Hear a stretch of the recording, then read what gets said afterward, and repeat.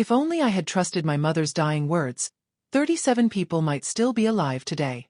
I stood in the parking lot of Harmony Health Center at 2 a.m., watching smoke pour from the second-floor windows. Inside, my sister lay unconscious. The woman everyone called a miracle healer had just locked the emergency exits from the outside. My hands shook as I dialed 911, knowing I was already too late. 3 months earlier, I thought Harmony Health was the answer to our prayers. Now I understood it was something far darker. My name is Casey Brennan. I'm a high school biology teacher in Millbrook, a town of 8,000 people where everyone knows your business. My mother died of cancer 6 months before this story begins. Her final words haunted me. Don't let your sister trust strangers who promise miracles. Real healing takes time. At her funeral, my younger sister Autumn sobbed against my shoulder. She was 24, working at the library, struggling with anxiety and chronic pain from a car accident 2 years prior. I promised Mom I'd protect her. Harmony Health Center opened on a Tuesday in late March. The building was the old Riverside Inn, renovated with floor-to-ceiling windows and white everything. Inside, essential oils filled the air. Soft music played constantly. The owner, Dr. Vera Sterling, was 40-something with perfect posture and a voice like warm honey. She offered yoga, meditation, nutrition counseling, and something she called cellular renewal therapy. Within 2 weeks, half the town had appointments. Autumn went to her first session on Thursday and came back home glowing. If you love how things are about to unfold, please hit the like button. Your support helps us continue bringing these important stories to light. Casey, you have to try this, my sister Autumn said over dinner that Friday. Dr. Sterling is amazing. She knew things about me I never told her. She said my pain comes from emotional trauma, not just the accident. She has a special treatment that can heal me completely. I asked what the treatment involved. Autumn's smile faltered slightly. It's a combination of supplements, energy work, and private sessions. It's expensive, but she offers payment plans. Casey, for the first time in 2 years, I actually believe I can get better. I attended a free community session at Harmony Health the following Wednesday. Dr. Sterling stood at the front, radiating with confidence. She talked about Western medicine's failures, about how our bodies know how to heal if we just listen. People nodded like she was speaking the gospel. But something bothered me. She kept mentioning students who had graduated from her program. But when I asked where they were now, she smiled and said they'd moved on to higher consciousness living in other cities. There were no names, no contact information. Just vague success stories. Autumn's first month of treatment cost was $1,200. She paid with money from Mom's small life insurance policy, the same money I'd hoped she'd use for college courses. Each week, she went to 3 sessions. Monday night, Wednesday afternoon, Friday evening. She stopped hanging out with her friends. She withdrew from her book club. When I asked if she felt better, she said, "I'm releasing toxins. Dr. Sterling says I'll feel worse before I feel better. It's part of the process." Her skin looked gray. She'd lost weight. I'm a science teacher. I don't believe in miracle cures. That Saturday, I drove to the county records office and researched Dr. Vera Sterling. Her medical license was real, but it was from a naturopathic school in Nevada that had been shut down for fraud in 2019. Before Millbrook, she'd run wellness centers in 3 other towns, all of which closed within 18 months. I found one news article about a lawsuit in Oregon involving patient harm, but it had been settled out of court. No further details were available. I showed Autumn the research that evening. She was furious. "You're jealous because you're stuck in your safe little life teaching high school kids about cells you'll never understand," she snapped. "Dr. Sterling is helping me. She's the only one who listens. You're just like everyone else, trying to tear down what you can't comprehend." She stormed out. I sat alone in the kitchen, hearing Mom's voice. "Protect your sister." But Autumn was an adult. I couldn't force her to see reason. I could only watch and wait. By May, 17 people from Millbrook were enrolled in Dr. Sterling's intensive program. Most were women between 20 and 45. All had chronic health issues Western medicine hadn't solved. I recognized 3 of them: Tyler's mom, Beth, who had fibromyalgia; my former student Hannah, now 21, who'd struggled with depression; and old Mr. Porter's daughter, Simone, recovering from Lyme disease. They all looked tired but spoke about Dr. Sterling with religious devotion. In the grocery store, Beth grabbed my arm. "Your sister is so lucky to have found this. Dr. Sterling is saving my life." Something changed in June. Autumn started attending sessions that went past midnight. When I asked why, she said they were advanced healing circles for committed patients. She'd come home at 2 or 3 a.m., exhausted, refusing to talk. One night I followed her car to Harmony Health. I parked down the street and watched. At 11 p.m., cars arrived. People went inside. The lights on the second floor stayed on until 3:15 a.m. When they left, they walked slowly, like sleepwalkers. Autumn was among them. She looked 20 years older. By mid-June, all 17 intensive program patients showed similar symptoms: extreme fatigue, weight loss, confusion. Beth collapsed at the grocery store and spent 2 days in the hospital. Doctors found nothing wrong except severe dehydration and low blood sugar. When I visited, she said, "Dr. Sterling warned me this might happen. It means the treatment is working. My body is purging decades of toxins." The doctors recommended she stop whatever program she was on, but Beth checked herself out the next morning and went straight to Harmony Health. While cleaning out Mom's closet, I found her journal from her final year. Most entries were about her cancer treatment, but one entry from 2 weeks before she died caught my eye. Autumn showed me a brochure today for some wellness center opening in town. The promises reminded me of the place in Colorado that almost killed my sister in 1987. Pretty words about healing, but underneath, something predatory. I need to warn the girls. My mother's sister had died in 1988. I'd been told it was suicide. Suddenly, I wasn't sure any longer. I confronted Autumn again on June 20th. "You're killing yourself for someone who's taking your money," I said. She laughed, but it wasn't her laugh. It sounded hollow. "Dr. Sterling says people like you are toxins too. Maybe I need to release you from my life." Those words broke something in me. That night, I called the state medical board, the health department, and the local police. All of them said the same thing. Unless someone filed a formal complaint or died, they couldn't investigate. Apparently, taking advantage of desperate people wasn't technically illegal. A woman named Bryn Sawyer called me on June 23rd. She was a journalist from Portland who'd been tracking Dr. Sterling for 3 years. "Your mother's sister attended one of Sterling's earlier centers," Bryn said. "She wasn't the only one who died. There have been 6 others, all ruled as suicides or accidents. Sterling moves before anyone can build a case. She preys on small towns where people trust easily. The late-night sessions? She's using sleep deprivation and something else. I'm still trying to prove what." We agreed to work together. I finally had hope. Bryn arrived in Millbrook on June 25th. We needed proof, which meant getting inside Harmony Health when Dr. Sterling wasn't there. I still had Autumn's spare key from when she asked me to feed her cat during a weekend retreat. On June 27th, while Autumn was at work and Dr. Sterling was at a speaking engagement in the next town, we broke in. The first floor was exactly as I'd seen it. Peaceful, welcoming, ordinary. But the second floor was different. We climbed the stairs and found something that made my blood run cold. The second floor was divided into small windowless rooms. Each room had a medical bed, an 4-stand, and a locked cabinet. In Dr. Sterling's office, we found patient files. Autumn's was on top. It detailed every session, including something called enhancement therapy, that started 3 weeks ago. The note said, "Patient responding well to compound mixture. Dependence forming as planned. Cognitive decline acceptable. Estimated 3 more weeks until full compliance."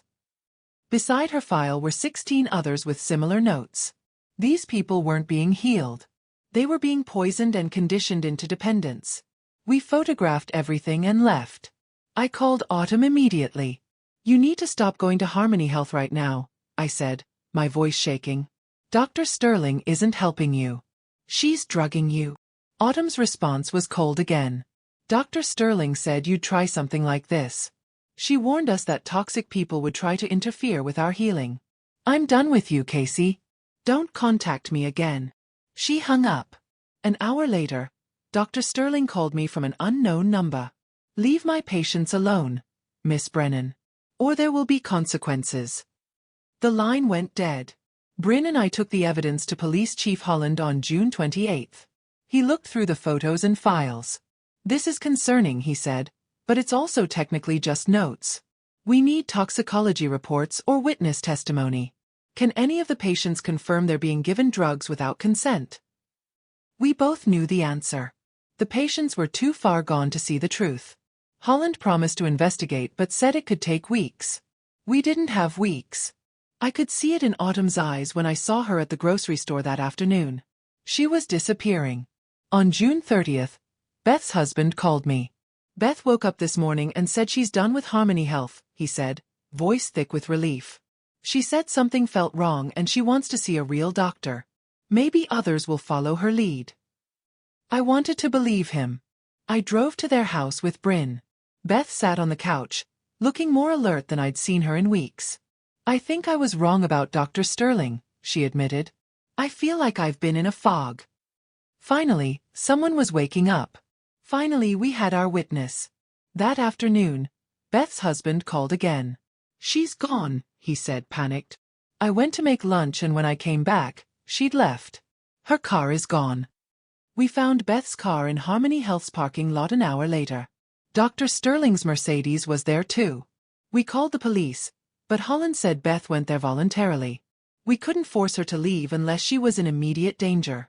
We sat in my car, watching the building. "She's not going to let Beth leave now," Bryn said quietly. Beth became a threat. "Sterling will make sure she stays quiet." Bryn and I spent July 1st planning.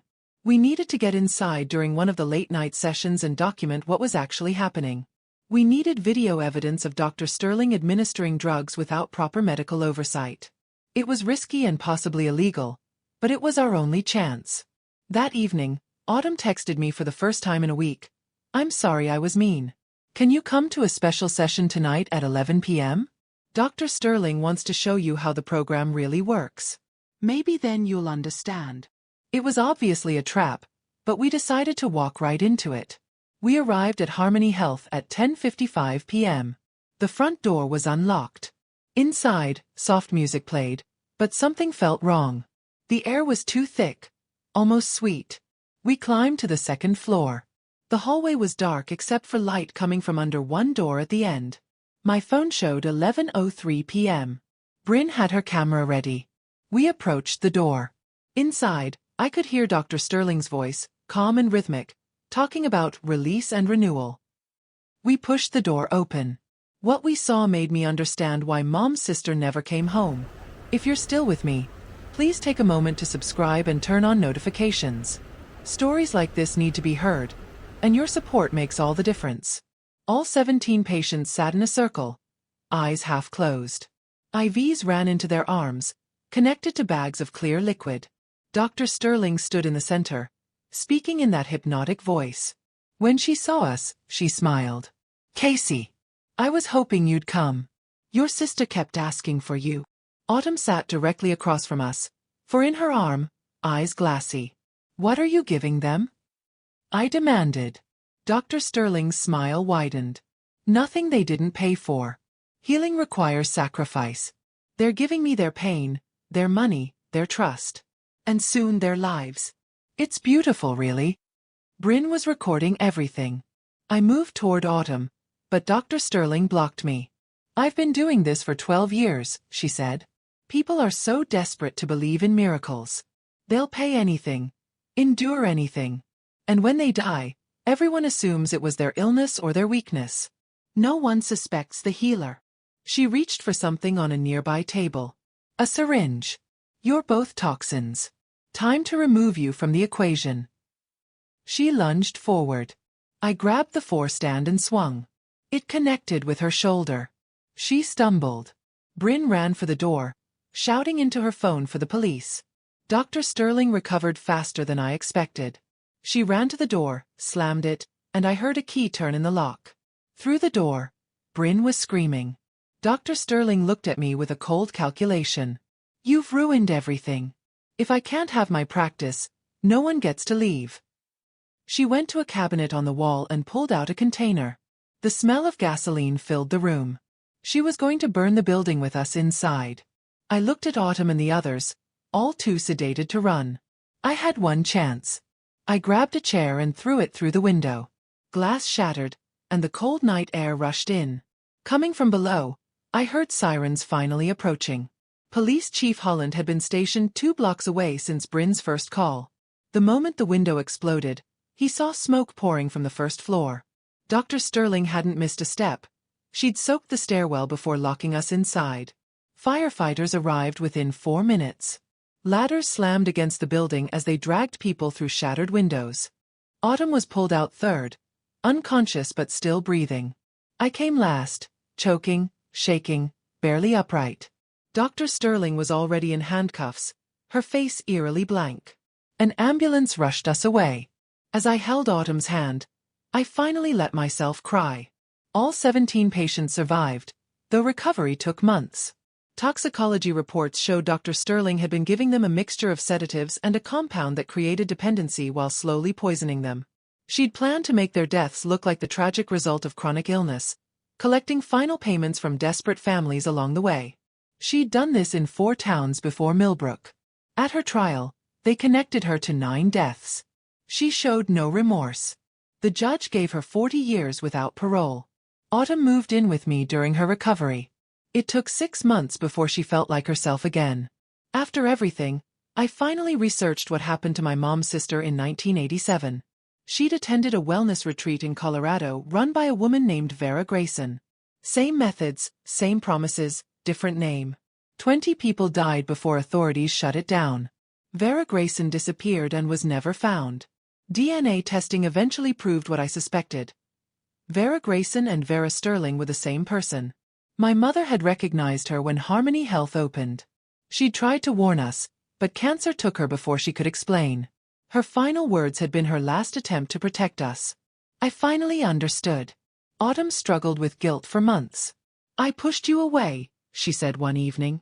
"I chose a stranger over my own sister." I reminded her that Dr. Sterling was a professional manipulator who'd perfected her method over decades. But Autumn's real healing came when she started speaking to other survivors. Together, they formed a support group and began educating communities about predatory wellness practices. She found purpose in protecting others from experiencing what she had. Mom would have been proud. Autumn was turning her pain into something that mattered, something that helped people. Looking back, the red flags were clear. Promises of miracle cures, isolation from family and friends, expensive treatments with no proven results, patients who looked worse instead of better, secrecy about methods, and a charismatic leader who demanded complete trust. Dr. Sterling had checked every box. But when you're desperate and in pain, you want to believe everything. You want someone to have the answer. That's what makes these predators so dangerous. They don't prey on stupidity. They prey on hope. And hope is something every human being carries, no matter how educated or careful they are. Thank you for listening to this story. If it impacted you, please like, share, and comment below about where you're watching from. If only I had trusted my mother's dying words immediately.